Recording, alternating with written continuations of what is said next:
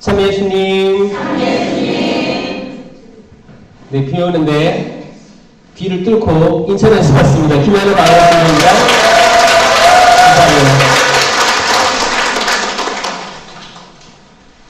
감사합니다. 출발할 때는 비가 안 왔어요.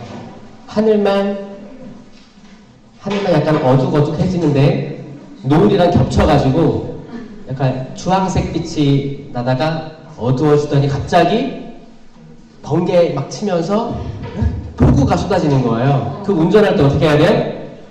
눈을 크게 떠야 돼요. 저 눈이 튀어나올 뻔했어요. 와이퍼가 움직이잖아요. 잘 봐야 될 거 아니야. 거기 차선도 잘 안 보이고 그러니까 어두워졌으니까요. 또 깜빡이 들어오는 것도 잘 봐야 될 거 아니에요. 눈을 크게 떠야 되는 거예요. 눈을 크게 뜨니까 더 안 보여요? 잘 보여요? 잘 보여요. 잘 보여요. 집중하고 크게 잘 보이는 거야. 우리 성경도 눈을 크게 뜨고 집중해서 보면 더 잘 보이죠? 대충 흘려보면 잘 안 보일 때가 있어요. 읽어도 내가 방금 읽은 건데 까먹을 때가 있어요. 그렇죠? 잘 봐야 돼요. 잘 봐야 돼. 그리고 잘 듣고 잘 들어야 돼요. 우리 하느님 말씀도 심리보 강론 말씀이라든지 특강이라든지 뭐 많은 이야기들 귀를 집중해서 잘 들으면 잘 들리고 기억에 남고 그냥 흘려들으면 날아가잖아요. 그렇죠? 남편의 말도 집중해 잘 들으면 기억나고 또 아내의 말도 집중해 잘 들어야지 기억남죠? 흘려들으면 흘러가잖아. 그러면 다시 묻잖아. 똑같은 거. 다시 물어요. 그러다 서로 싸우는 거 아니에요. 화내고. 몇 번을 얘기하냐고. 몇 번을 얘기하냐고. 아이들도 부모님의 말씀을 흘려들으면 계속 얘기해도 몰라요. 못 알아들어요. 우리 하느님 말씀 잘 듣고 성당에 오셔서도 십자가상, 감실, 성모님상, 성당의 구석구석에 있는 아름다운 것들이 많아요. 이 장미꽃 얼마나 아름다워. 나 들어오자마자 장미꽃부터 봤어요. 너무 이쁘죠? 네. 너무 이쁜 게 많습니다. 그리고 찬양하는 봉사자의 그 입모양 너무 이쁘고 이렇게 기도 인도하시는 찬양 또 봉사 율동으로 하시는 손놀림 하나하나가 너무너무 이쁘다. 사람도 자세히 봐야지 이쁜 거예요. 그렇죠? 좀 크게 뜨고 자세히 봐야 돼. 이 자연도 얼마나 이뻐요. 비 내리는 거, 비 땅에 떨어지는 것도 똑똑 떨어지잖아요. 자세히 보면 이뻐요. 세상이 어떻게 이렇게 불빛하고 반사돼가지고 이렇게 이쁠까? 지금 밤이니까 그렇지 낮이었으면 무지개 떴을 거예요. 그렇죠? 비도 멈추면. 세상이 참 이쁩니다. 우리 옆에 있는 계신 분들 다 이쁠 거예요. 그 잘 쳐다보세요. 얼마나 이뻐. 이렇게 비가 쏟아지는데 왔어. 대단한 거예요. 이 사람들. 대단해요. 대단한 거예요. 다 우산 가져왔어요? 비 쫄딱 맞고 온 사람 없어요? 저는 그 생각했어요. 저는 비 내릴 때마다 저는 하느님께서 뭔가 말씀하신다고 생각하는 사람이에요. 그냥 오늘 일기예보에서 비가 내린다고 했기 때문에 비 내린다고 생각하지 않아요. 항상 뭐든 하느님께서 오늘 뭔가 하실 말씀이 있다라고 저는 믿는 사람이에요. 해가 좋으면 좋은 대로, 비가 오면 오는 대로, 눈이 오면 눈이 오는 대로. 그냥 자연이잖아요. 자연은 우리가 어떻게 할 수 없어요. 거스를 수 없어요. 그냥 받아들이는 거지. 제가 방송으로 하다 보니까 제 옷차림을 사람들이 보더라고요. 옷차림을 보면서 신부님 그 정장이 좀 작은 것 같아 그러는 거예요. 이쪽이 어깨가 좀 꽉 낀다고 이렇게 올라간다고 그러는 거예요. 제가 잘 생각해봤어요. 왜 그럴까? 그리고 제가 쇼핑센터에 가서 한번 딴 것들 입어봐도 이쪽 오른쪽만 좀 늘어지고 좀 이렇게 쫄려요. 잘 생각해보니까 제가 이걸 알았어요. 저는 어깨 탈골이 있습니다. 오른쪽 오른쪽 어깨 탈골이 있어요. 왜 생겼냐? 제가 이 손으로 학창시절 때는 나쁜 짓을 많이 했어요. 라면 물고 훔치기도 했고 싸움도 하고 막 그랬어요. 이렇게 막 모범생이 아니었어요. 그 제가 고등학교 때 사물놀이 했던 것도 아시죠? 북을 신나게 쳤어요. 북을.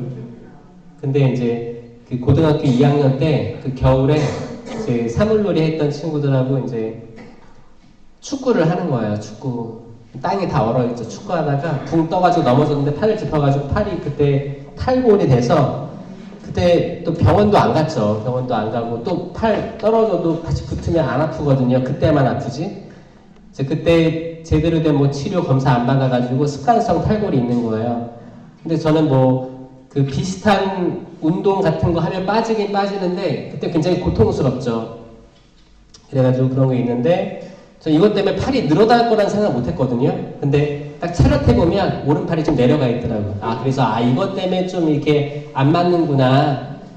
그런 생각을 합니다. 그러니까 옷이 안 맞다고 생각하지 마시고 제 팔 길이가 다르다고 생각하시면 돼요.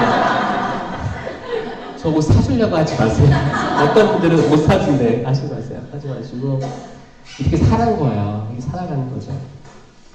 그래서 오늘 기도로 오늘 또 강의 그냥 인간적인 마음에서 나오는 말들이 아니고 하느님께서 여러분들에게 부족한 사제 입술을 통해서 지금 내려줬으면 하는 말들이 나오게끔 청하시고 또 여러분들의 마음을 집중해서 눈 크게 하시고 귀 쫑긋해서 잘 하느님 말씀 받아갈 수 있도록 마음 모았으면 좋겠습니다. 성부와 성자와 성령의 이름으로 아멘. 주님 감사합니다. 당신께서 이 아름다운 세상을 저희에게 보여주시고 계절이 갈마들게 하시며 소출을 이루게 하시고 또 자연이 계절에 따라 변화됨을 느끼게 하시어 저희가 시간 흐름도 느끼게 해주십니다.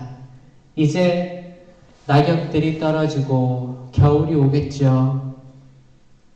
나무들은 앙상한 가지가 남고 또 봄이 오면 다시 거기에 새싹이 움트리라 믿습니다. 이렇게 당신께서 세상을 섭리하셨습니다. 저희들도 이제 한 해를 마감하는 시기에 이르렀습니다. 어떻게 시간이 가는지 모르겠습니다. 저희가 잘 살아왔는지 모르겠습니다. 겸손하게 시간 앞에 당신 앞에 겸손한 마음을 가지고 이 자리에 섰습니다.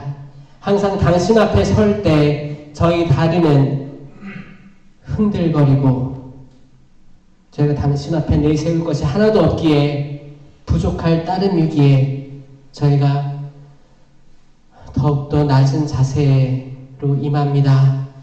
주님, 아무리 생각해도 저희가 당신 앞에 나섬에 있어서 완벽하지 않습니다. 당당히 머리를 들 수가 없습니다. 하지만 주님, 그거 하나 저희들이 동원합니다. 저희들 그 부족함을 알고 있습니다. 저희가 잘 알고 있습니다. 그 마음 모아서 여기 와 있습니다. 주님, 저희 축복하여 주시고 그 가나안 여인이 주인 밑에 탁자 밑에 떨어지는 부스럭이라도 먹을 수 있다는 그 이방인 여인의 믿음처럼 저희에게 당신의 그 은총 부스럭이라도 아주 작은 거라도 저희에게는 엄청나게 큰 걸로 믿사오니 저희가 남과 비교하지 않고 그 어떤 세상의 성공, 위대함, 그 완벽함 바라지 않고 저희들이 당신께서 주시는 것들 감사하게 받아 먹으며 양육될 수 있게 되길 청합니다. 주님, 저희 부족하고 저희 자녀들도 한없이 부족하고 저희가 잘못 키웠다고 생각할 때가 많습니다. 주님, 저희 불쌍하게 여겨주시옵고 자비를 베풀어 주시옵소서. 주님, 저희 자녀들 지금 이 시간에도 밖에서 무얼 하고 누굴 만나고 세상 여기저기 기웃거리고 있는지 저희 잘 모르겠습니다. 주님, 이 불쌍한 저희들을 용서하여 주시고 이 시대의 표징을 바라보게 해주시고 당신 앞에 집중할 수 있는 은총을 허락하여 주시옵소서. 당신 은총 없이는 그 모든 것들이 다 불가능함을 이미 저희는 알고 있습니다. 저희 힘으로만 살아보려고 노력 많이 했습니다. 다 실패했던 거 당신 앞에 고백합니다. 주님, 저희가 이 시간 집중하게 하여 주시옵고 집중할 수 없게 하는 모든 생각들, 잡념들, 분심들, 걱정들, 두려움들 당신께서 다 가져가 주시옵소서. 주님, 저희 축복해 주십시오. 당신 축복 없으면 저희 살아도 사는 게 아닙니다. 주님, 세상의 수많은 것들이 저희 마음을 혼란시킵니다. 마음속에 폭풍이 불어오고 또 다른 폭풍이 불어오고 파도가 몰아칩니다. 주님, 이 혼돈의 세상에서 저희들이 갈 길을 바로 보여주시옵소서. 바다의 별이신 성모님, 이 망망대해에서 반짝이는 별이 되셔서 저희를 인도하여 주시옵소서.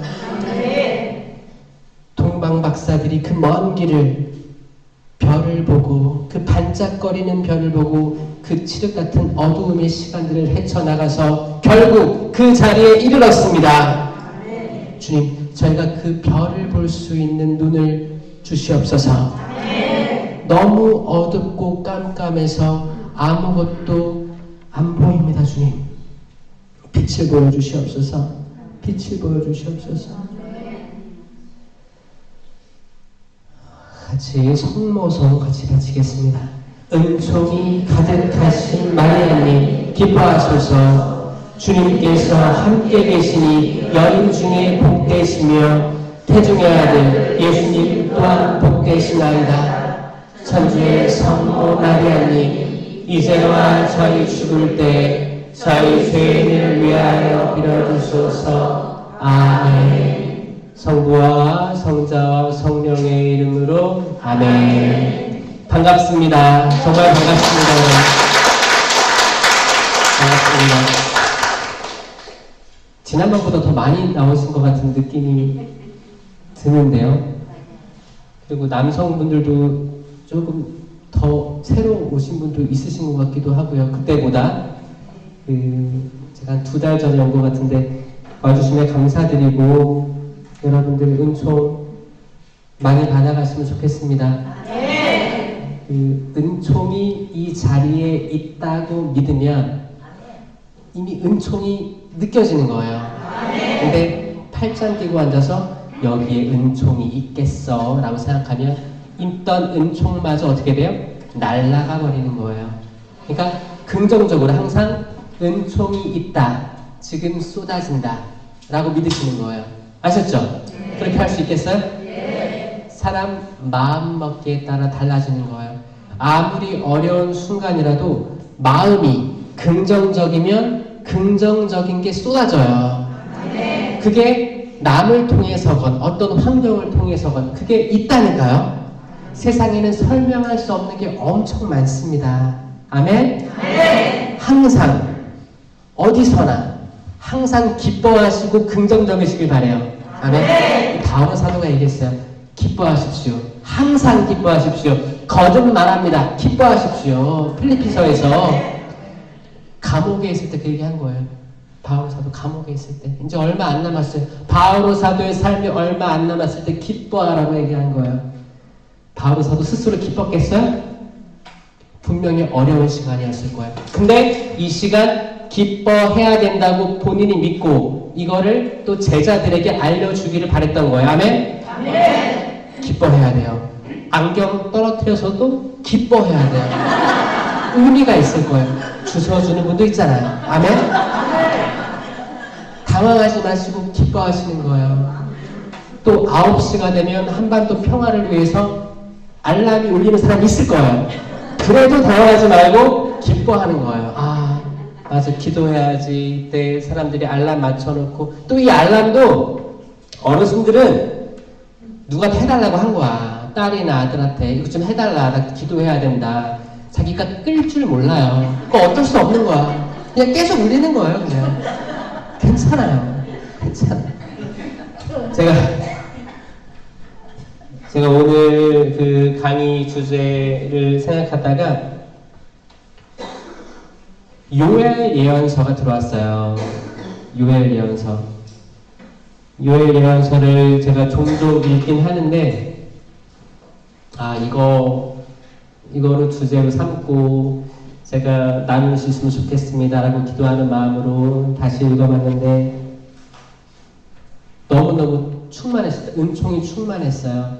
여러분들 진짜 성경책 있죠? 그 두꺼운 성경책을 한번 마음 먹고, 통독한다는 강박이 있으면 안 돼요. 그러니까 요즘에 그 통독 필사 많이 하시는데, 여기에도 약간 악마가 어떻게 활동하냐면, 만약에 여러분 좋은 마음으로 통독해야지, 올해 다 읽을 거야, 올해 내년 2년 만에 다 쓸 거야, 이런 계획을 가지고 막 써요.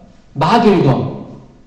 근데 머릿속에 남지도 않고 내가 이걸 했다는 거에 만족할 때가 있거든요. 이거는 그 시작은 좋았으나 끝이 안 좋습니다. 어떤 본당에서는 표창을 할 수도 있어요. 이걸 했기 때문에. 한 거 대단합니다. 알아요. 그런데 머릿속에 안 남고 가슴에 안 남으면 열매가 안 좋은 거거든요. 그러니까 항상 그러니 좋은 일을 할 때 악이 유혹한다. 나 이거 해내야 돼. 강박이 돼, 강박. 행복하지가 않은 거야. 기쁘지가 않아. 내가 성경을 읽는지 성경이 나를 읽는지 모르겠어요. 마치 묵주기도 내가 하는지 묵주기도 나를 하는지 모를 때가 있죠. 그럴 때가 있다는 거예요. 마음 먹고 어떤 성경의 어떤 구절 아니면은 그 성경 제목 있잖아, 주제 이런 걸 가지고 차분히 그 성경 말씀을 천천히 읽어보고 마음이 새기고 그런 시간이 더 중요하다 생각합니다. 몇 번 통독하고 몇 번 필사하는 거 업적으로 받아들이면 이건 또 악마가 시시탐탐 그걸 유혹할 거예요. 그렇게 가지라고. 너 대단한 사람이야. 통독 몇 번 했고 필사 몇 번 했어. 됐어. 넌 인생 성공한 거야. 천국 갈 거야. 천만에요. 천만에. 천만에. 요엘 예언서는 사실 언뜻 보면 무섭습니다. 무섭습니다. 이게 쓰여질 때의 상황이, 선포될 때의 상황이 뭐냐면 유배식이었어요. 바벨론 유배식이었습니다. 유배식이. 이게 요엘 예언서 1장 이제 4절 이제 강하게 그 시작부터 강하게 요엘 예언서가 하나님의 말씀 선포하는 거예요. 풀무치가 남긴 것은 메뚜기가 먹고 메뚜기가 남긴 것은 누리가 먹고 누리가 남긴 것은 황충이 먹어버렸다. 이게 다 메뚜기과예요. 다. 마지막에 나오는 황충은 메뚜기 때까지 상상할 수 있는 그 노랗게 변하는 거예요. 황충은 노란 거잖아요. 그렇죠? 메뚜기가 한 마리 딱 있을 때는 약간 녹색이잖아요. 그리고 별거 아니죠. 그냥 지나가겠지 생각할 거 아니에요. 별거 아니에요. 근데 이게 나중에 이게 어떤 기후와 상황이 되면 메뚜기가 때로 변하는데, 이거를 잘 또 책도 읽어보고 하니까 그 과정이 있대요. 메뚜기 때가 그 밀집도가 높아지면 스트레스를 받는데요. 스트레스. 메뚜기도 스트레스 받는데요. 우리도 스트레스 받죠? 네. 같은 상황. 모든 생물체들이 스트레스를 받으면 뭐가 나오냐면 세로토닌이라는 호르몬이 나온대요. 뭔지 모르겠어. 하여튼 그렇대요. 뭔가 변화되는 거야. 내가 가만히 있으면 그냥 평상시처럼 사는데 뭔가 스트레스가 있으면 뭔가 나오는 거야. 내부적으로 우리 사람도. 그 메뚜기가 스트레스를 받으면 먹는데요. 우리랑 비슷한 것 같아요. 그거 아세요? 그 경제가 불안일 때 세상 사람들은 먹습니다. 한때 그 IMF 때 뭐가 유행했냐면 매운 음식이 유행했었어요. IMF 때 매운 거, 불닭 뭐 이런 거 매운 거. 적당히 매운 게 아니고 뭐예요? 확 매운 거. 그리고 뭐야? 스트레스가 풀린다고 사람들이 얘기했어요. 근데 사실 몸에는 스트레스가 뭐야? 쌓이는 거죠. 좋지 않은 거죠. 사실 위가 뒤집히고 그렇죠. 그런 거였죠. 그리고 점점 매운 음식들, 매운 라면들, 뭐 계속 매운 거, 경제 불황일 때 매운 것들이 유행하곤 합니다. 그리고 어떤 사람들은 더 먹어요. 더 먹어. 내가 이 정도 먹고 살 수 있는데 굳이 더 먹어. 내가 그냥 한 공기 그냥 열무 비빔밥 이렇게 먹으면 되는데 양푼을 찾아옵니다. 양푼. 양푼 가져와서 이제 어떻게 해요? 에라 모르겠다 다 넣어. 옛날에 그 삼순이처럼 다 먹어요. 다 넣어서 불 꺼놓고 바닥에서 박박 긁으면서 다 먹는 거야. 예전에 거기 뭐 연인들이 헤어지고 마음이 공허하고 상처받으면 또 이렇게 많이 폭식을 했대요. 폭식도 하고. 오늘 저녁 식사 다 하셨어요? 네. 저는 간이 앞뒤로 잘 안 먹습니다. 일부러 안 먹으려고 해요. 왜냐면 내가 그렇게 다 육신의 것 다 충족하면서 제단 앞에 서기가 부끄럽습니다. 그러니까 어디 제단이든 전 다리가 떨려요.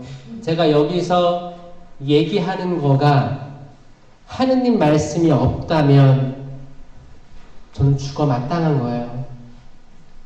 단 한마디라도 인간적인 얘기가 흘러갔다. 인간의 자랑을 한다. 저는 여기 설 자격이 없는 거예요. 조차가 없는 거예요. 저는 한 명 한 명 회개시켜야 될 사명이 있거든요. 근데 이 회개를 무조건 와가지고 회개하십시오, 회개하십시오, 회개하십시오 하면 잘 안 들을 걸 아니까 가끔 재미난 것도 하면서 결국에는 저는 회개시키기 위해서 왔습니다. 회개가 목적에 단 한 명이라도 가슴을 치면서 회개하는 사람이 있다면 저는 만족하는 거예요. 제가 하느님의 일을 했다라고 생각하게 되는 거예요. 스트레스가 생긴 메뚜기들은 먹게 되고 이게 더 밀집도가 커지겠죠? 이들이 더 먹으니까 어떻게 커져요. 몸집이 커지고 날개가 커져요. 길어져요. 그럼 멀리 날아갈 수가 있습니다. 메뚜기 떼가 되는 거예요. 그래서 메뚜기 떼가 어떻게 해요? 붕 날아올랐다가 내리면 다 파먹고 또 붕 날아오르는 거예요. 이 날아오르는 게 한 떼가 아니죠. 몇 그룹이 있는 거예요. 몇 그룹이 날아올랐다가 떨어졌다가 하기 때문에 이게 파도 물결처럼 보인대요. 이게 그런 애들이 지나다니면 그럴 때마다 농작물들은 그냥 없어지는 거죠. 박살나는 거예요. 그 농작물들이 싹 없어지는 거예요. 이거를 정확히 얘기하고 있는 게 뭐냐면 풀무치가 남긴 것은 메뚜기가 먹고 풀무치라고 하면 그런 거죠. 뭐 한 마리 두 마리 그런 거예요. 그런 거 먹고 남겨놨는데 메뚜기가 또 먹고 메뚜기가 남긴 것은 누리떼가 먹고 누리가 남긴 것은 황충이 그 떼가 와서 싹 먹고 갔다는 거예요. 얼마나 황폐했겠어요. 근데 이거를 잘 묵상해 보면 악이 이렇게 온다. 악이. 네? 악의 때가 이렇게 오는 것 같아요. 처음에 악은 만약에 악한 존재라는 느낌이 조금 느껴질 때가 있잖아요. 이거 좀 악한 것 같아. 그럼 별거 아니라고 생각합니다. 제가 신학교 때 느낀 거예요. 지금이야 신부돼서 이제 방 청소도 해주시는 분이 있어요. 교구청에. 근데 신학교에서는 제가 스스로 방 청소를 해야 했었죠.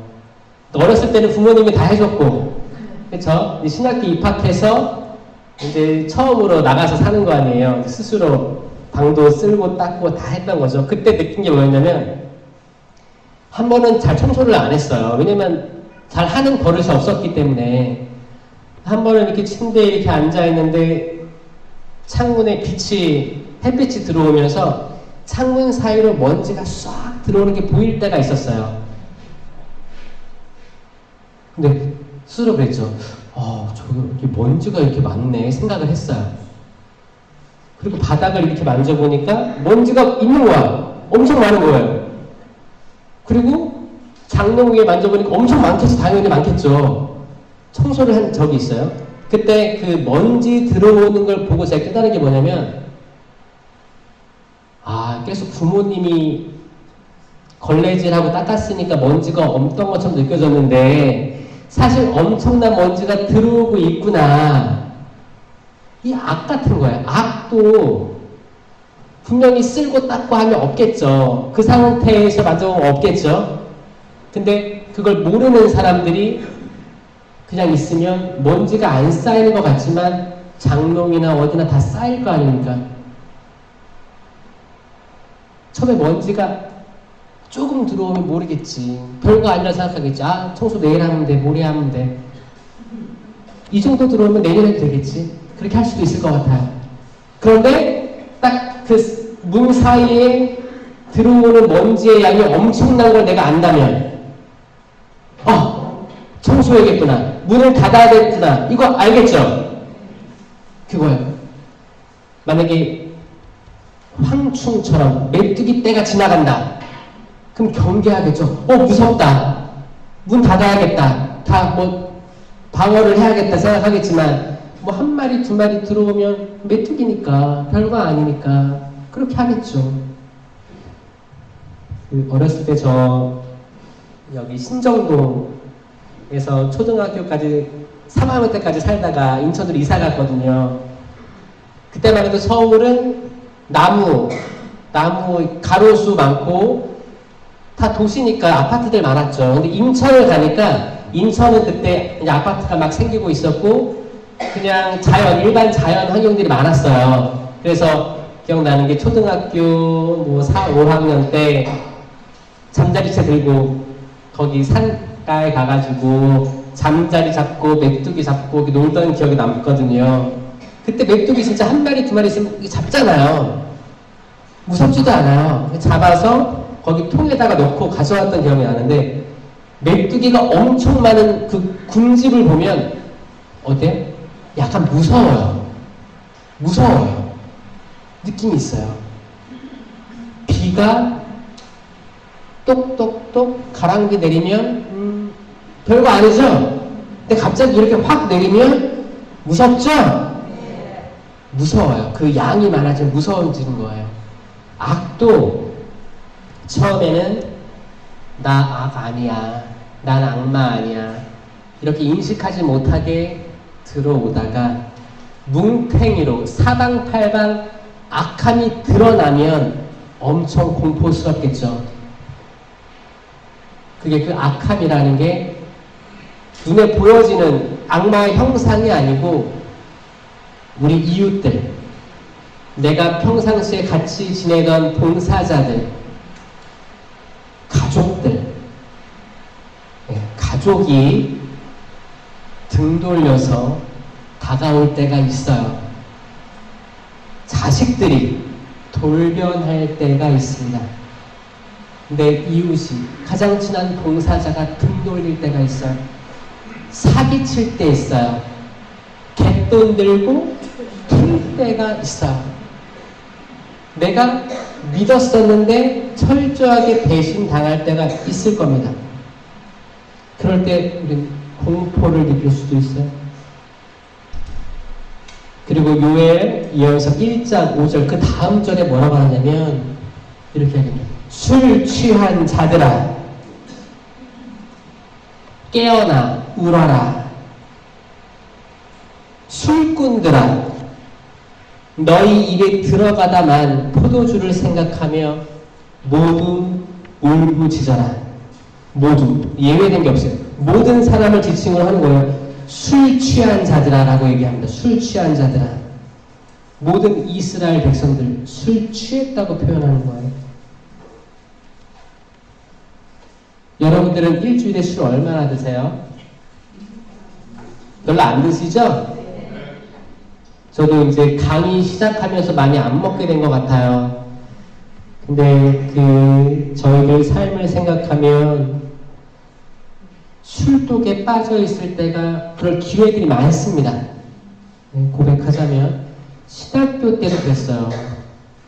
제가 신학교 합격을 하고 신입생 환영회가 있었습니다. 근데 저는 고등학교 때부터 술을 먹었어요. 고등학교 때부터 술을 친구들하고 어떤 구멍가게 가서 소주를 사오는 사람이 있으면 뭐 내기를 한 다음에 다 고등학생들인데 하고 이제 이렇게 할머니 할아버지가 운영하시는 그런 데 딱 해가지고 한 명만 사와 이렇게 해가지고 새우깡 이렇게 막 그렇게 했었거든요. 잘못했죠. 죄송합니다. 잘못했어요. 그리고 술 먹으면 어떻게 해요? 이제 저희 4인방이라고 하는 거 남자애들이에요. 술 먹으니까 과격해집니다. 그리고 쓸데없는 자신감이 생겨요. 그리고 막 뛰어가다가 옆에 세워져 있는 뭐 이렇게 이정표 같은 거 발로 차기도 하고 하여튼 못된 짓 많이 했던 것 같아요. 그러다가 바로 앞에 경찰차가 서 있었어요. 그래서 끌려가기도 하고 그랬었죠. 그리고 이미 술을 먹었기 때문에 저는 이제 신학교 합격을 한 다음에 그때가 이제 개학하기 전에 계약은 3월이고 이제 신입생 환영회가 한 1월 말 2월에 했던 것 같아요. 그래서 이제 2학년 선배들이 1학년을 사주는 그거였어요. 신학교에서 전통은 아니지만 일반적으로 2학년 학사님들이 1학년을 사줄 때 그거였어요. 이 아이들 주사가 있나를 확인을 하고 좀 먹여보면 다양한 주사가 있습니다. 어떤 친구들은 낙엽을 날리기도 하고, 친구들은 울기도 하고, 어떤 친구들은 인사불성 되기도 하고, 그냥 자기도 하고, 막 다양하게 있습니다. 그리고 이제 주량도 파악할 겸 그런 게 있어 왔다고 들었는데, 지금은 모르겠어요. 되게 오래된 일이죠. 20년 넘었죠, 그때가. 그래서 신입생 환영회 때, 이제 그때 술잔을 돌리는 문화가 있었습니다. 술잔을 주면 선배가 주면 딱 먹고 다시 돌려주고 이런 걸 하는 거예요. 그때 저희 반이 한 20명 정도 됐고 선배들도 한 20명 가까이 됐어요. 저는 술을 좀 일찍 배웠다는 쓸데없는 생각이 저는 있었어요. 나 술 먹어봤다. 그게 뭐예요? 쓸데없는 생각이죠. 그리고 이겨야겠다. 이런 멍청한 생각을 했어요. 주는 거 다 먹고 난 내 발로 들어가리라. 먹고 주고 또 다음 사람 먹고 주고 먹고 주고 먹고 주고 그럼 어떻게 돼요? 사람?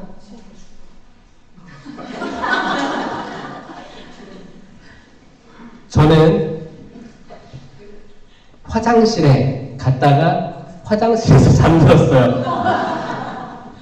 화장실을 잠그고 누워서 거기서 이렇게 놀기 때문에 선배들이 저를 꺼내서 집으로 데려갔대요. 집으로 데려갔는데 저희 아버지 무섭거든요. 아버지가 너 어떻게 집을 찾아온 거야? 말했겠죠. 몇 동 몇 호예요. 신학교 때려치라고 술독에 빠져가지고 그 형들 선배들 엄청 혼났습니다. 그 중에 한 명은 이제 세상으로 나갔고 한 명은 지금도 제 동기예요. 왜냐하면 군대가 줄어드는 바람에 제가 월반했거든요. 그러니까 선배랑 저랑 같은 반이 된 거예요. 같이 잘 살고 있습니다. 그때 떠올리면 지금도 웃기긴 해요. 그러니까 저희 아버지도 엄청 혼났어요. 혼나고 저한테 다음날 제가 다 어질러폈죠. 뭐 구토도 나오고 난생 처음 그렇게 먹었으니까 그만두라고. 입학도 안 했으니까 갈 생각하지 말라고. 그때 이미 아버지는 저 신학교 가기 전에도 좋은 기억이 별로 없었어요. 성령쇄신 봉사회에서 일하다가 본당 신부님한테 모욕을 듣고 좌절하고 단식기도 하시다가 링게를 맞고 그렇게 했던 시간들이 있었기 때문에 이렇게 양성될 바에는 가지 말아 그거였어요. 엄청난 후회를 그때 많이 하셨습니다. 그때도 또 돌이켜보면 너무 죄송한 마음이 많고 그리고 어떻게 우여곡절 끝에 입학을 했어요. 입학을 하고 사는데 아니나 다를까 이게 신학생들이 다 군대를 갔다 오기 때문에 2학년 마치고 군대를 갔다 오죠. 그러니까 군대 문화가 그대로 있습니다. 그대로 있고 7년 과정이잖아요. 그러니까 7년짜리 선배가 있는데 이 중간에 군대가 있으니까 입학하면 10년 터울이 있는 거야 이미. 그럼 그 안에서 한마디 하면 따르는 게 많았죠. 군대 문화, 남자들의 문화가 거기 가득해 있던 거예요. 특히 술은 팽배해 있었습니다. 지금은 많이 없어졌다고 들었습니다. 저 때는 술 문화가 굉장히 많아서 술을 많이 먹었어요.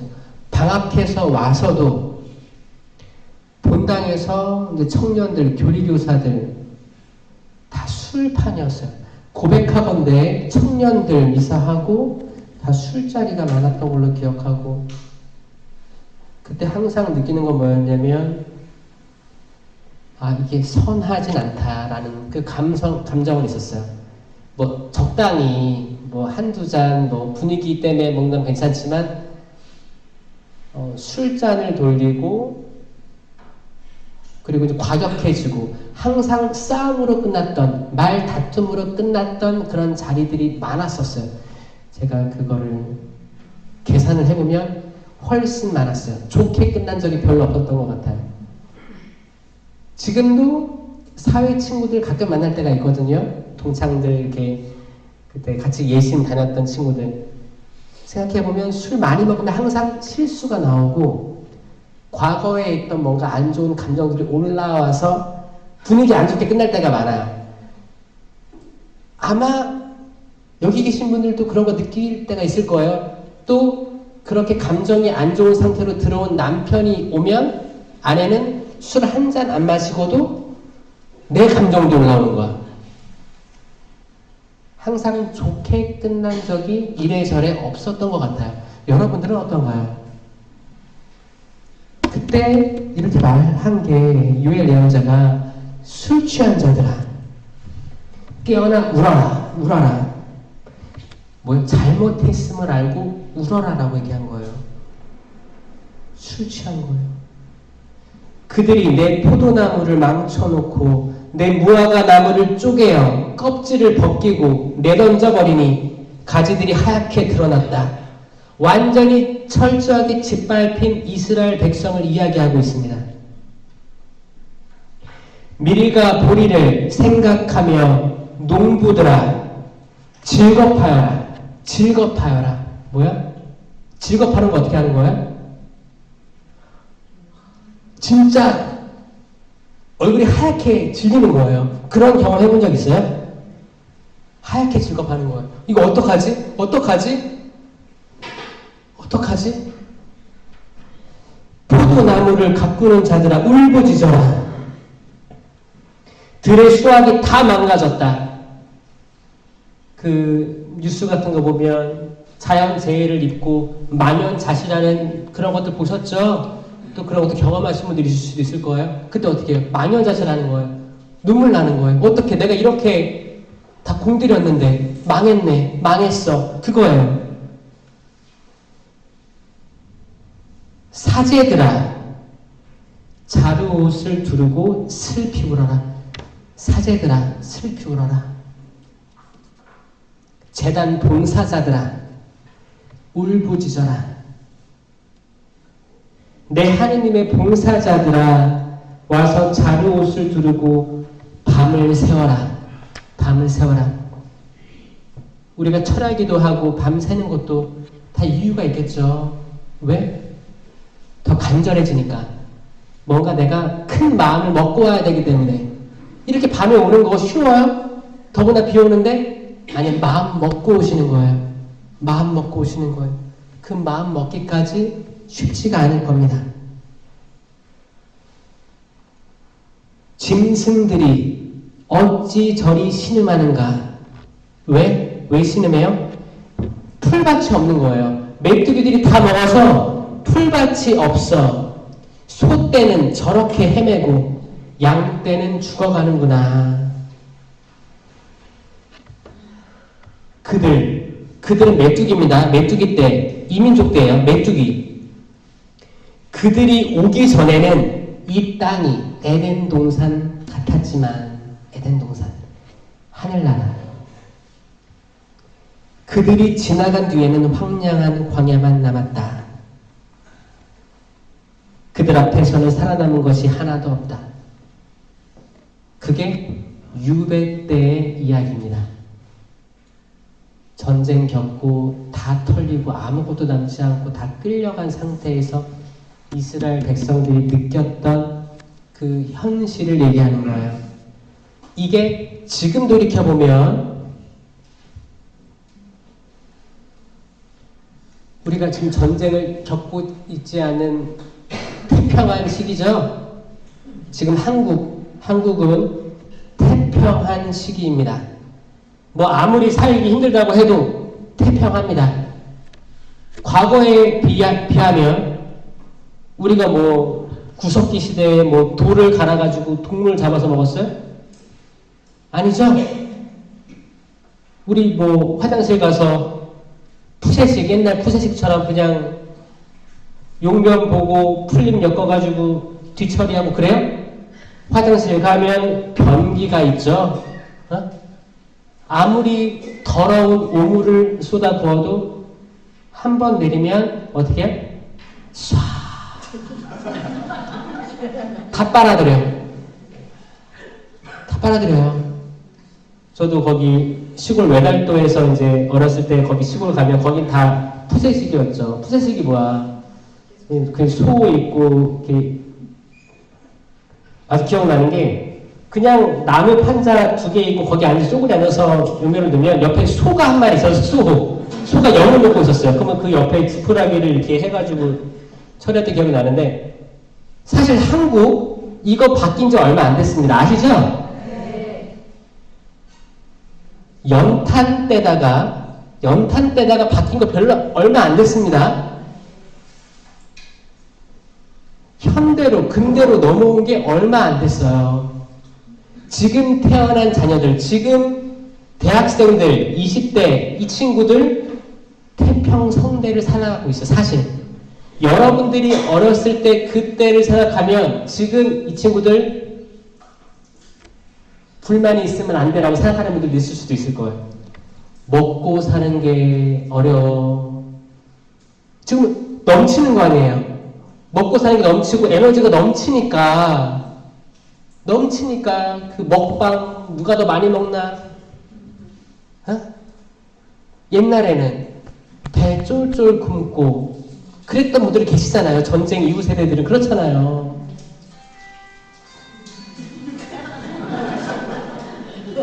당황할 거 없어요. 괜찮아요. 그래도 뭐 소리가 좋은 소리네요. 마음 편안하게 하는 소리네. 그렇죠? 저 어떤 성당에서 그랬었어요. 거의 군가처럼 빰빰빰빰 이렇게 나왔었어요. 괜찮습니다. 예전에 비하면 너무너무 평화로운 시대다. 잘 먹고 잘 잘 수 있는 시대. 근데 지금 한국이 우울하대요. 그 평가를 내려보면 이렇게 우울한 때가 없었대요. 한국이 왜 이럴까? 뭐가 문제일까? 등 따시고 배부른데 뭐가 문제일까? 비교 때문에 그런 것 같아요. 비교예요. 내가 남의 가족하고 비교하고 내 자식과 남의 자식을 비교해요. 그쵸? 항상 우리 자식들이 잘 됐으면 좋겠잖아요. 응? 근데 그런 마음이 점점 더 커지면서 계속 무한한 성공을 위해서 우리는 그렇게 농사를 짓는 거예요. 그렇게 땀을 흘려가지고 농사를 짓는 거예요.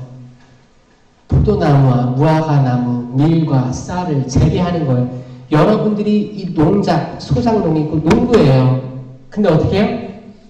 메뚜기 떼가 몰려오는 거예요. 메뚜기 떼가 싹 먹어치우는 겁니다. 여러분들이 일어났던 모든 것들 한 톨도 남기지 않고 다 악이 쓸어가는 거예요. 악은 그런 존재라는 거예요. 그러면 그런 상태를 이미 겪은 사람도 있을 거예요, 여기. 그리고 앞으로 겪을 사람도 있을 겁니다. 저는 예언자이기 때문에 이런 예언을 할 수밖에 없어요. 그러면 그런 상황이 올 텐데 이미 겪은 사람도 있고 앞으로 만날 사람이 있을 텐데 그러면 우리는 어떻게 해야 되는가? 이게 요엘 예언서에 나오는 거예요. 어떻게 해야 되는지 나오는 겁니다. 주님의 말씀이다. 이제 요엘 2장 들어가는 거예요. 2장. 그러나 이제라도 너희는 단식하고 울고 슬퍼하여라. 마음을 다하여 나에게 돌아와라. 그리고 아주 유명한 말씀이죠. 옷만 찢는 게 남 보이기 위해서 회개하는 게 아니고 남 보이기 위해서 성당 와서 경건하게 미사하고 미사포 경건하게 쓰고 성당 왔다 갔다 하고 그게 아니고 남을 보여주기 위한 게 아니고 그냥 나 주일 1시간 미사 지켰어. 난 주일을 거룩히 지켰어. 이게 아니고 심장, 마음을 찢어서 어떻게 해요? 회개하라는 거예요. 회개. 마음을 찢어라. 마음을 찢어라. 마음이 찢으면 아플 수밖에 없습니다. 왜냐하면 너무 고통스러운 거예요. 내 마음을 찢어서 다 드러내면 너무 고통스러운 거예요. 내가 내 부모님에게 이것밖에 못했고 내가 내 자식한테 이것밖에 못했고 내가 내 자식과 나의 성공, 나의 건강, 내 남편, 내 시댁 식구, 친정 우리 가족만 잘 되려고 자그마한 악들은 무시하고 낙타를 삼킨 이들이었던 거예요. 이게 드러나면 눈물이 나오고 주님 제가 정말 죄를 지었습니다. 당신 앞에 무릎 꿇습니다. 주 너희 하느님에게 돌아오너라. 그는 너그럽고 자비로우시니 분노에 더디고 자애가 크니 재앙을 내리시다가도 후회하는 이다. 요엘2서 12절 2장 12절 요엘 2장 12절입니다. 주님을 섬기는 사제들은 또 사제에 대한 이야기가 많이 나옵니다. 사제에 대한 이야기. 그래서 저는 특별히 신부님들이 많이 읽었으면 좋겠습니다. 신부님들을 위해서 기도 많이 해주셔야 돼요. 제가 왜 그러냐면 성경 읽을 시간이 없는 신부님들이 있어요. 본당 사목이 너무 힘들어서 단체들 식사 자리가 많이 잡히는 분들 또 식사하고 약주도 한잔하고 또 과식도 할 때가 있어요. 그럼 졸려요. 그러면 또 저녁에 또 저녁 식사도 있고 또 남성 뭐 어디 내지오 꿀이야 뭐 회식 자리 있으면 저녁에 또 먹어야 되기 때문에 낮잠 주무실 그런 분이 있을 거예요. 낮잠 주무시던가 뭐 운동을 가시는 사람도 있겠죠. 이 먹는 거, 마시는 거, 이 굉장히 취약합니다. 신부님들 몸이 나만하지 않을 거예요. 시간을 쪼개서 1시간 오후에 성경 앉아서 공부하는 거 어려울 거예요. 왜냐? 강론만 준비해도 벅찰 분들이 있을 겁니다. 전 세계적으로. 한국만이 아니고 전 세계적으로. 사제들아, 주님을 섬기는 사제들은 성전 현관과 제단 사이에서 울며 아뢰어라. 사제들 보고 울라고 했어요. 사제들 보고. 이렇게 아뢰어라. 주님, 당신 백성에게 동정을 베풀어 주십시오. 당신 소유를 우쇳거리로 민족들에게 이야깃거리로 넘기지 마십시오. 민족들이 서로 저들의 하느님이 어디 있느냐 하고 말해서야 어찌 되겠습니까? 이 기도를 사제더러 하라고 했어요. 왜냐? 양떼들은 이미 다 황폐해진 땅에 있기 때문에 사제들이 그 시간을 내서 울면서 가슴을 찢으면서 통곡하며 기도하라고 한 거예요. 성전 현관과 제단 사이 이 공간에서 그런 전율을 느끼고 그런 마음을 느끼는 사제들이 얼마나 되는가. 자, 그런 말이 있죠. 국민 수준에 맞는 통치자가 나오며 신자 수준에 맞는 본당 신부님이 나온다. 그런 말 들어봤어요? 나만 알아요? 그런 말이 있어요. 그런 말이 있어요. 그래서 뭐예요? 만약에 어떤 새로운 신부님이 왔어. 마음에 안 들어. 그럼 누가 회개해야 되는 거예요? 여러분들이 회개해야 되는 거예요. 아, 우리한테 무슨 말씀을 하려고 하나 보다, 하느님께서. 응? 그러니까 뭐예요? 신부 탓할 게 있어요, 없어요? 없어요, 없어요. 저는 지금, 전 정치 얘기 잘 안 합니다. 안 하는데, 어떤 정권이 들어서든 항상 불만인 사람들이 있어요. 사실은, 뭐예요? 비난할 대상은 뭐예요? 투표 안 한 나를 반성해야 되는 거고, 자그마한 의무를 안 한 나. 그리고 세상에 얼마나 하느님 위해서 노력하기도 바쁜데, 어떤 성당은 성당 안에서 정치로 분열된 본당도 있어요. 아니에요. 그러면 안 됩니다. 정치 얘기는 최소한으로 해야 되는 거예요. 아니에요. 하면 성경 말 나누기도 벅차요. 힘들어요. 우리들이 회개를 얘기하는 것도 힘들어요. 그런데 편 갈라서 싸우고 그거를 제가 악마라면 그쪽으로 유인하겠어요. 확실하거든. 여러분, 정치란 뭐예요? 카이사르의 것은 카이사르에게 가야 되는 거예요. 카이사르의 것을 예수님에게 해결해달라고 하면 안 되는 거예요. 카이사르의 것은 카이사르에게, 하느님의 것은 하느님에게 돌려라. 전 이것만큼 지혜로운 말씀 없다고 생각합니다. 이건 예수님이 직접 말씀하신 대답이었어요. 그 정치인들이 트집 잡으려고 세금을 로마에게 바치는 게 맞습니까? 예수님? 물어본 거예요. 예수님 뭐라고 했어요? 동전을 가져와 봐라. 거기에 새겨진 초상화가 누구의 것이냐? 카이사르의 것입니다. 카이사르의 것 카이사르에게 줘. 하느님의 거 하느님에게 주고. 예수님의 지혜로움이에요. 자, 많은 원로들이 죄 많은 여인을 끌고 왔어요. 눕혔어. 돌을 들고. 그들은 한마디 안 했지만 그거야. 모세 법에 따르면 돌로 쳐 죽이라고 했습니다. 우린 법대로 하는 사람들이에요. 법대로. 돌을 들고 있습니다. 당신이 동조만 한다면 우리 함께 돌로 치겠습니다. 그 누구도 막을 수 없을 거예요. 다 자신이 있었어요. 그때 예수님께서 어떻게 했어요? 죄 없는 사람이 먼저 돌을 던져라 하기 전에 했던 행동. 땅에 자세를 낮춰서 땅에 뭐라고 썼어요?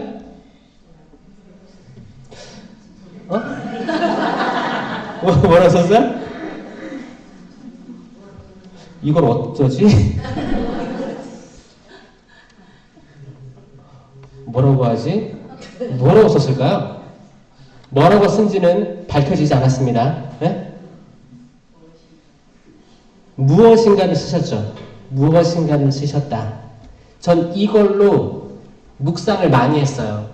뭐라고 썼지? 너무 궁금한 거예요. 뭐라고 썼는지. 그걸로 이제 한 달 피정 가가지고 계속 그 말씀만 되뇌이면서 눈 감고 묵상에 빠진 거죠. 묵상에 쭉 빠지고 이제 그 관상, 그 한 달 피정 때 그렇게 하는 게 있어요.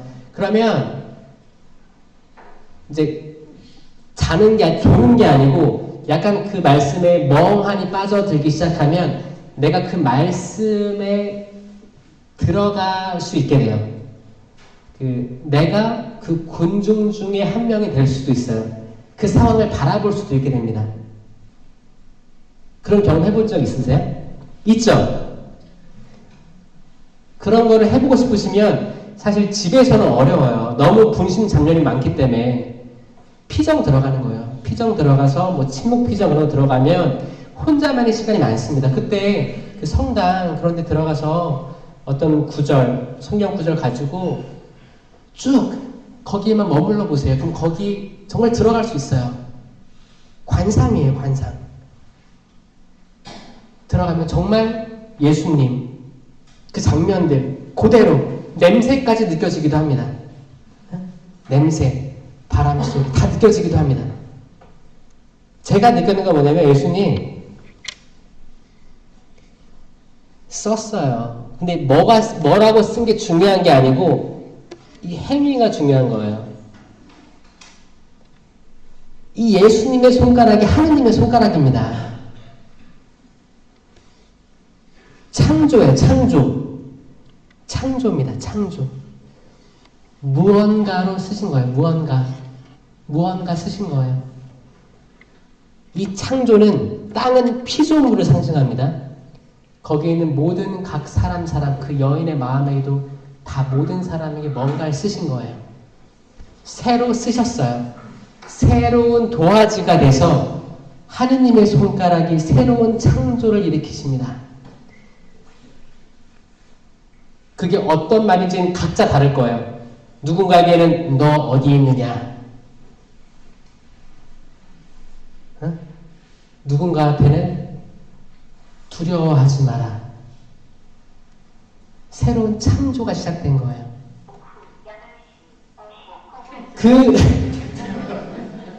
걱정하지 마세요.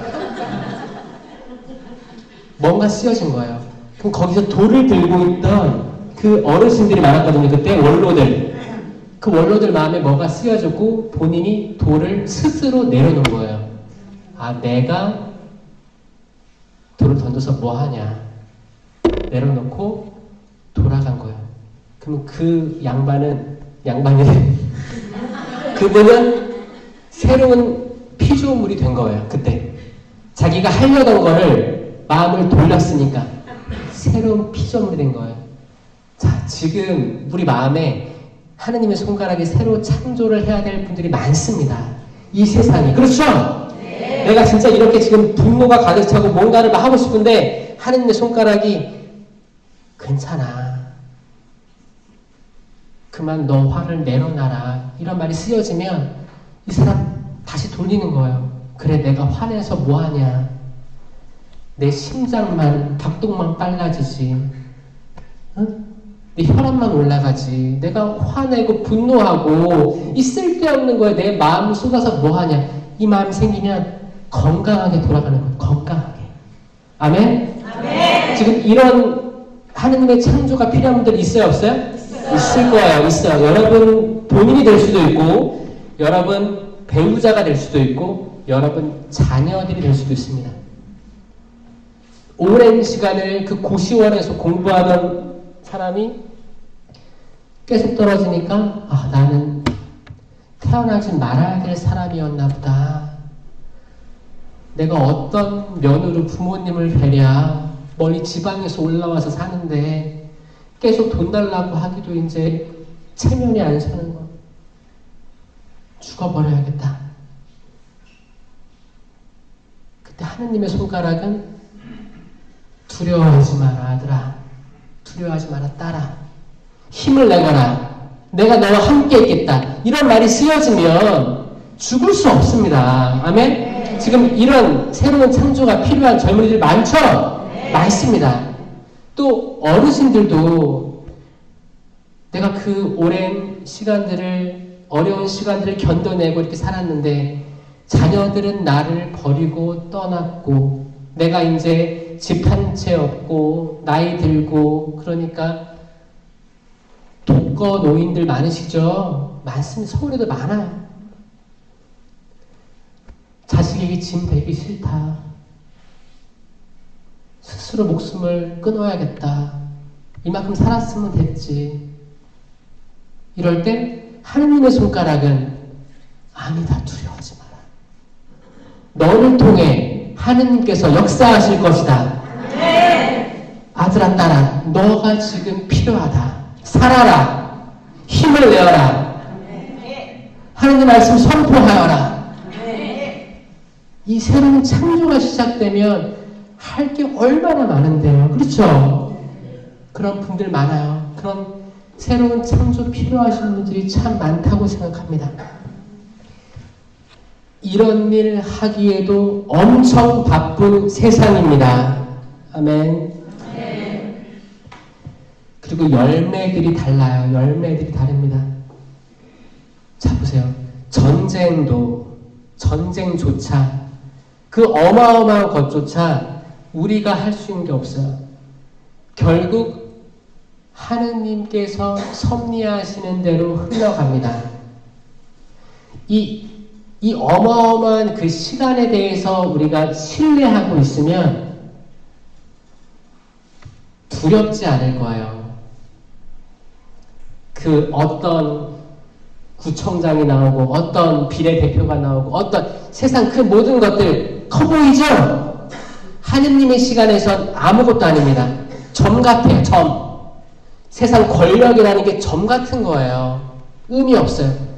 내가 천수를 누려가지고 몇 대부터 몇 대까지 대통령을 내가 본들 나한테 무슨 이득이 있어요? 우리는 구원, 하느님에 대한 자비와 구원을 위해서 살아가야 됩니다. 거기에 목적 두고 내 옆에 있는 사람, 내 자녀들, 아이들 여기에만 신경 써도 시간이 부족한 거예요. 시간이 부족한 거예요. 제발 저는 그렇게 기도합니다. 이 끊임없어요. 끊임없는 거예요. 끊임없는 싸움입니다. 제가 그런 생각을 했어요. 저도 신학교 때는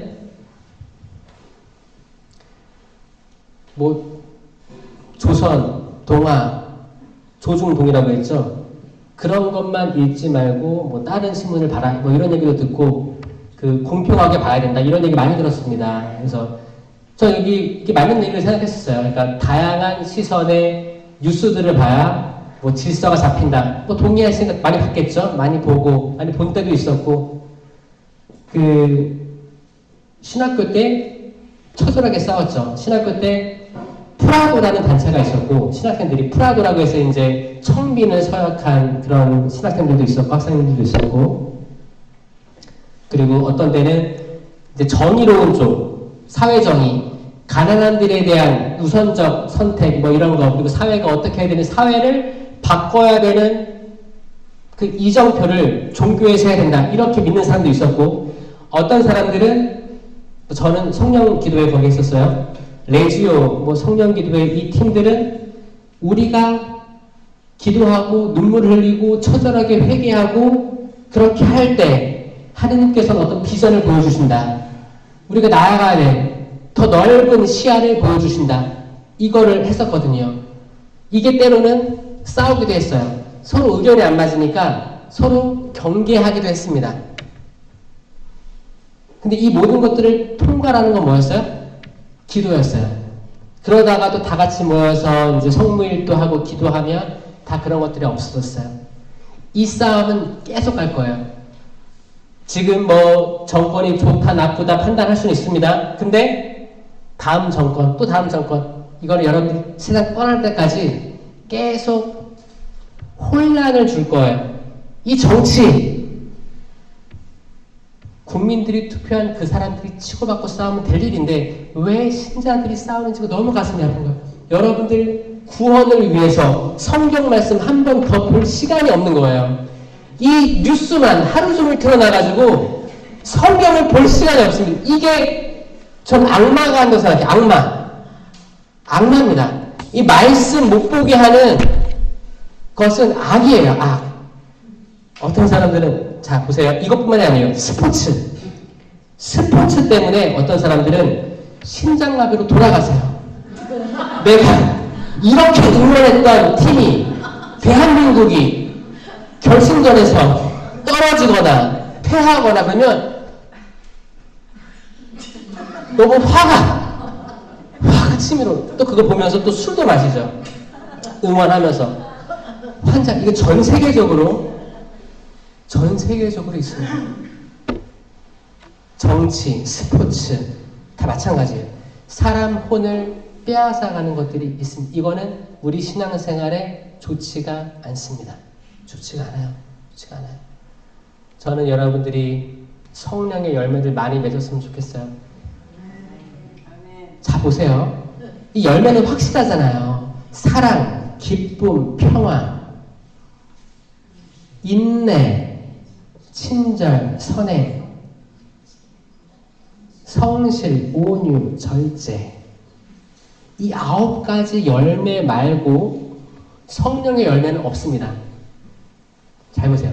스포츠를 보거나 스포츠를 하거나 정치 뉴스를 듣거나 내가 뭘 참여하거나 이런 열매가 있다면 저는 하시라고 할 것 같아요. 근데 제 주변에 이 열매 맺는 사람 별로 못 봤습니다. 안타깝게도. 그쵸, 뭐 내가 응원하던 팀이 이기면, 스포츠한테 이기면 너무 좋아요. 기쁨의 열매 아니에요? 천만에요. 그 기쁨 날아가 버립니다. 끝났어. 하루만 지나도 날아가요. 그 기쁨 영원한, 이게 충만하지 않아요. 여러분들 뭔지 알죠? 여기서 말하는 열매에 대한 충만함은 이렇게 쭉 있어요. 쭉 있고 은총에 가득 찬 느낌이 정말 들어요. 그리고 내가 정말 그 인내도 이 성령의 열매에 대한 인내랑 우리가 기본적으로 생각하는 인내랑 다릅니다. 응? 여러분들은 언제까지 인내할 수 있어요? 우리가 생각하는 인내랑 틀린 거예요. 라면을 끓일 때 물 끓기 전에 스프를 넣어 말어. 이런 인내가 아니에요. 아직 물이 안 끓었는데 스프를 넣을까? 계란을 넣을까? 면을 넣을까? 이런 인내가 아니에요. 인내는 내가 지금 못 참고 화가 날 것 같아. 조급해. 그런데 내가 하느님 생각하면서 봉헌했을 때 맺혀지는 그 특이한 평화로움과 동시에 생기는 여유로움이 있습니다. 인내예요, 인내. 내가 병원에서 어떤 진단을 받고 병원에 입원을 했다고 쳐요. 고통스러워요. 어디 부위 고통스러워. 그런데 뭔가 모르는데 이 고통을 내가 십자가의 고통과 맞바꾸면서 그 고통을 인내할 수 있는 힘이 솟아오르는 거예요. 인내. 자녀들을 봤을 때 항상 내가 봤을 때 내 손이 안 차. 자녀들이 하는 게 공부하는 것도 그렇고 지금 취업 나가는 것도 그렇고 노력해서 뭔가를 자격증을 따는 것도 그렇고 손이 안 차. 그런데 묘하게 신념이 있는 거야. 믿음이 있어. 잘 될 거야 얘. 하느님, 우리가 하느님한테 바싹 붙어 있으니까 지금은 흔들리는 것 같지만 잘 될 거야. 물가에 심겨진 나무처럼 뿌리 뽑고 잘 있을 거야. 그럼 난 인내할 수 있어. 지금 이 시간. 불안하기도 하지만 난 인내가 나오는 거예요. 인내할 수 있는 거예요. 그런 거예요. 전혀 다른 차원의 그 단어들이죠. 이 9가지 열매가 맺히는 거예요. 이런 맺히는 삶 살아야 되지 않겠습니까, 여러분? 그렇죠? 네. 이런 것들을 계속 머리에 담아주시면 좋겠어요. 열매, 은사. 분명히 우리가 가져야 될 것들이에요. 응? 지금 뉴스 보면서 청문회 하는 장관이 누구고 낭만은 장관이 누구고 이거 다 이름 기억할 필요 없어요. 차라리 이걸 기억하시라고요. 사랑, 기쁨, 평화, 열매랑 뭐예요? 성령의 은사, 지혜, 지식, 이해, 의견, 굳셈, 효경, 하느님을 두려워함. 이거 뭐야? 개인 경고의 은사죠. 공동체 유익은 뭐예요? 지혜의 말씀 은사, 지식의 말씀 은사, 믿음, 기적, 치유, 신령한 언어, 예언, 해석, 식별. 이 9가지 공동체 유익을 위한 은사. 그거를 외우시고 10계명. 한 분이신 하느님을 흠숭하여라. 하느님의 이름을 함부로 부르지 마라. 주의를 거룩히 지내라. 부부에게 효도하여라. 사람을 죽이지 마라. 가늠하지 말라. 독수하지 말라. 남의 아내, 남의 재물. 여러분들이 기억해야 될 게 너무너무 많은데 우리는 다른 것들, 연예인들 이름부터 해서 사돈의 8촌까지 해서 드라마에 나오는 모든 주인공들의 직장부터 해서 이건 드라마는 상상이잖아요. 상상. 허구인데도 불구하고 이 스토리를 다 기억에 담고 있어요. 여러분들의 뇌를 하느님이 주신 이 소중한 뇌에 하느님 성경 말씀에 대한 것들이 많았으면 좋겠습니다. 아멘. 동의하시나요? 동의하시나요? 네. 이게 많으면 많을수록 여러분들은 하늘에 보화를 쌓아 올리고 있는 거예요. 네. 내가 작은 일에 성실하였으니 내가 더 큰 일을 맡기겠다. 네. 이 말씀 듣고 싶지 않나요? 아멘. 네. 그러니 세상 돌아가는 것에 마음 뺏기지 마십시오.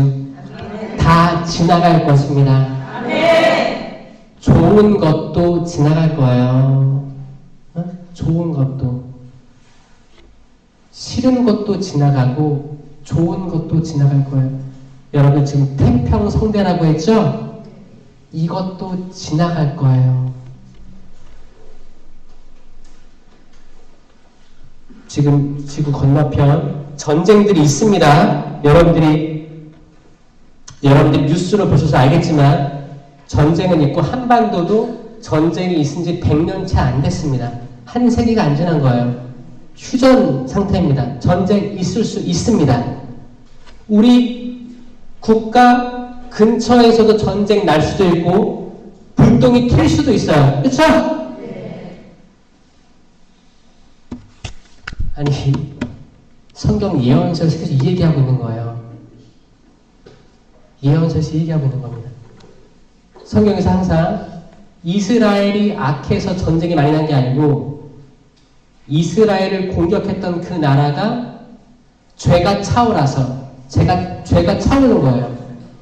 차올라서 전쟁이 시작됐고 하느님은 이 백성을 벌하시기 위해서 전쟁을 일으킨 거예요. 그리고 나중에 이스라엘의 죄가 차오른 거예요. 이스라엘이 유배를 간 거예요. 근데 이들은 옷을 찢고 심장을 찢고 회개했습니다. 다시 돌아올 수 있었어요. 이거는 성경의 역사고 여기에 나오는 영적인 말씀은 우리가 지금 모든 이가 가슴을 심장을 찢어 회개하지 않으면 이런 일이 안 일어나는 법칙이 없다는 거죠. 이거를 알고 겸손해지고 싸우지 말고 성령의 열매 많이 맺은 사람들이 많길 바랍니다. 우리의 죄가, 우리 국민의 죄가 점점 차올라서 하느님 보시기에 악하다면 누가 막을 수 있겠습니까? 막을 수 없어요. 막을 수 없는 거예요. 그래서 그러기 전에 회개하는 사람이 한 명씩이라도 각 본당에서 그냥 습관적으로 신앙생활하고 남 핑계대고 남 심판하고 좌절 주고 말 한마디로 사람 죽이고 그런 게 아니고 정말 이분은 누추한 차림으로 계속 성당 나오시는데 이분의 마음에 뭐가 있을까라고 연민을 느끼는 사람이 한 명이라도 더 있어야 된다는 거죠. 그냥 수백 명 성당 나오는데 나는 이 자매, 이 형제 뭔가 마음이 가려다가도 안 가고 그게 뭐야? 풍요 속의 빈곤이며 이 군중 속에서 소외된 개인이에요. 아니요, 여기 잘못됐어요. 이 잘못된 걸 깨달은 사람이 1명, 2명 나오길 바랍니다. 잘못됐어요. 지금 주님에서 나오는 사람 중에 정말 하느님의 성체, 예수님의 성체를 삼위일체이신 그분을 온전히 모시는 퍼센테이지가 몇 퍼센트인가, 모든 성체가 얼마나 많은가, 이거를 인식하는 사람이 이제 변화되는 사람이, 하느님이 새로운 창조를 가슴에 써주시는 사람이, 받아들이는 사람이 있길 바랍니다. 아멘. 여러분들이 뭔가를 깨달으셨으면 이거를 전달하는 사도가 되시길 바랍니다. 아멘. 아멘. 그게 이 시대의 사도죠. 전달해도 안 듣는 사람이 있을 거예요. 괜찮아요. 어떻게 해요? 신발의 먼지를 아니 그 사람 면전에 털나는 게 아니에요. 너 내 말을 안 들었어. 내가 이렇게 좋은 말 하는데 신발을 탈탈 털나는 게 아니고 내가 이 사명을 포기하는 거예요. 내가 내려놓는 거예요. 내가 이 사람 탓할 것도 없어요. 화내지 마세요. 내 말을 안 들어. 그럼 내가 화가 나기 시작합니다. 이제 내가 이런 사람인데 내가 뭐 이런 구역장, 단장, 뭐 어디 단체, 뭐 내가 이렇게 기도 많이 하는 사람인데 내가 이렇게 선교하는데 너가 내 말을 안 들어? 내가 언제까지 하나 보자. 이건 악마가 시키는 거고, 신을 털어라면 다른 사람한테 가는 거예요. 다른 사람한테 선교하러 가는 거예요. 이 사람은 또 다른 누군가가 와서 선교할 거예요. 그때 바뀔지 모릅니다. 나는 적어도 이 선교와의 관계에서는 내가 분노할 필요가 있다 없다? 없다. 나 주님 다 여기까지 했습니다. 주님 겸손하게 돌아가니 받아주세요. 이게 털어버리는 거예요. 신 털어버리는 거예요. 다른 사람한테 가세요. 여러분이 어떤 상황이든 화가 나고 분노가 생기고 마음이 불편하면 방해에 있다고 생각하시면 맞습니다. 방해예요. 근데 이 방해가 내가 거룩한 쪽으로 나아가기 위한 방해라고 느끼면 내가 길을 잘 가고 있다는 증거이기도 하니까 걱정하지 마시고 이 길을 잘 가셨으면 좋겠습니다. 아셨죠? 네. 그래서 비 오는데 또 이렇게 함께 해주심에 너무 감사드리고 이제 그 안수 드리도록 하겠습니다. 같이 기도하겠습니다. 성부와 성자와 성령의 이름으로 아멘. 영광이 성부와 성자와 성령께 성부와 성자와 성령의 이름으로 아멘. 감사합니다.